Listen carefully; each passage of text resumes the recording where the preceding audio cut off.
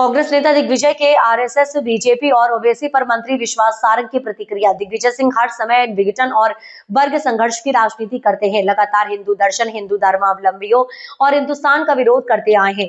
भगवा, आतंकवाद जैसे शब्दों का उपयोग करके पूरी दुनिया में सनातन को बदनाम करते हैं। पाकिस्तान परस्ती और हिंदू विरोधी बातें करना उनकी आदत में शुमार हो गई। नेहरू परिवार के संरक्षण में पलने वाले कांग्रेसी, जिन्होंने राम के अस्तित्व पर सवाल उठाकर कोर्ट में हलफनामा दिया था, संस्कृति से जुड़े हुए शहर के नाम पर भी उनको आपत्ति है। जो जाकिर नायक और लादेन और जिन्ना को जी कहते हो, उनसे आप क्या अपेक्षा कर सकते हैं? जो कांग्रेस राम मंदिर का विरोध करती हो, ये नेहरू और इटली के कांग्रेस है। इटली की संस्कृत लाना चाहते हैं ये लोग। दिग्विजय सिंह का इतिहास देश को मालूम है। दिग्विजय सिंह का यह बयान दुर्भाग्यपूर्ण और शर्मनाक भी है कि वर्ग संघर्ष की और सनातन के विरोध की बातें करते हैं। मुझे आश्चर्य होता है कि लगातार हिंदू दर्शन का, हिंदू मतावलंबियों का,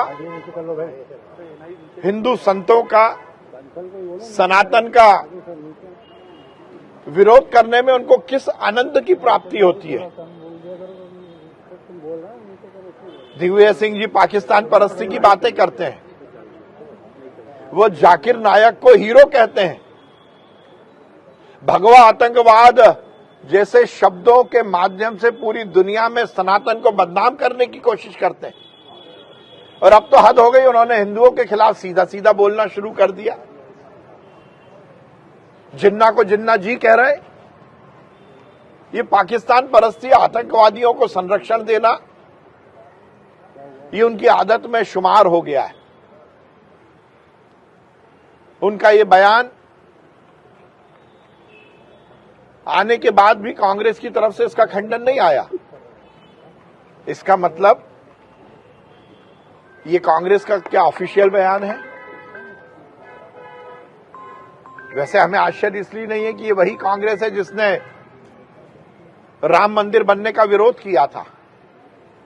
ये वही नेहरू परिवार के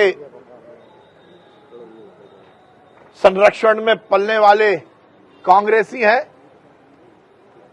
जिन्होंने हलफनामा देकर राम के अस्तित्व को ही चुनौती दी थी। दिग्विजय सिंह जी लगातार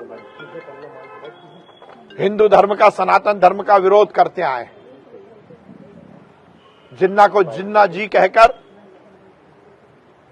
निश्चित रूप से उन्होंने पाकिस्तान परस्ती को स्थापित करने की कोशिश की है। उन्होंने पत्र भी लिखा है कि संस्कृति से जुड़े हुए यदि शहरों का नाम परिवर्तित हो रहा है, जो कि एक बहुत ही अच्छा प्रयास है, उसका भी वो विरोध कर रहे हैं। मुझे आश्चर्य होता है, इटली के संस्कार में पलने वाली, बढ़ने वाली कांग्रेस क्या इस देश में संस्कृति को तार तार करना चाहती है? निश्चित रूप से दिग्विजय सिंह जी का यह बयान दुर्भाग्यपूर्ण भी है और शर्मनाक भी है। वो कह रहे हैं जिन्ना और सावरकर ने देश बांटा, बीजेपी सरकार तो मोहल्ले मोहल्ले बांट रही है। हिंदुओं के मोहल्ले अलग है, मुसलमानों के अलग। देखिए, दिग्विजय सिंह जी जिन्ना को जिन्ना जी कहते हैं तो उनकी मानसिकता अपने आप पता लगती है। और वीर सावरकर जी, जिन्होंने इस देश की आजादी के लिए अपना सर्वस्व लगाया, ये कांग्रेसी उनकी कुर्बानी को क्या समझ पाएंगे? वीर सावरकर जी ने पूरा परिवार झोंक दिया इस देश की आजादी के लिए। उन जैसे महान क्रांतिकारियों का कांग्रेसियों के मुंह से नाम लेना भी पाप जैसा है। ये कांग्रेसी क्या समझेंगे? पर जिन्ना को जिन्ना जी कहने के बाद दिग्विजय सिंह जी की मानसिकता हमें समझ में आ गई है। ओबीसी आरक्षण को लेकर भी आज फाइनल हियरिंग हो सकती है। अब आप भी बन सकते हैं सिटीजन जर्नलिस्ट, लड़ सकते हैं अपने हक की लड़ाई। अपने हक की लड़ाई में चाणक्य न्यूज इंडिया है आपके साथ। आज ही प्ले स्टोर से डाउनलोड करें Chanakya news India mobile app. उसके बाद मेरा पोस्ट पर जाकर अपडेट करें फोटो के साथ। हम बनेंगे आपकी आवाज, देश का तेजी से बढ़ता नेटवर्क, सच दिखाते हैं हम। जय हिंद। बच्चों के भविष्य से खिलवाड़, ग्रामीण क्षेत्र में गुम विकास, न्यायिक क्रिया में भेदभाव, दबी हुई गरीबों की आवाज। पर अब होगी जनता की बात, सड़क से पहुंचेगी संसद तक आवाज। सिर्फ सुन सरकार, देखिए चाणक्य न्यूज इंडिया पर। खबरें जो आपको सीधे जोड़ती हैं हमसे, जिनका आपकी जिंदगी पर होता है सीधा असर।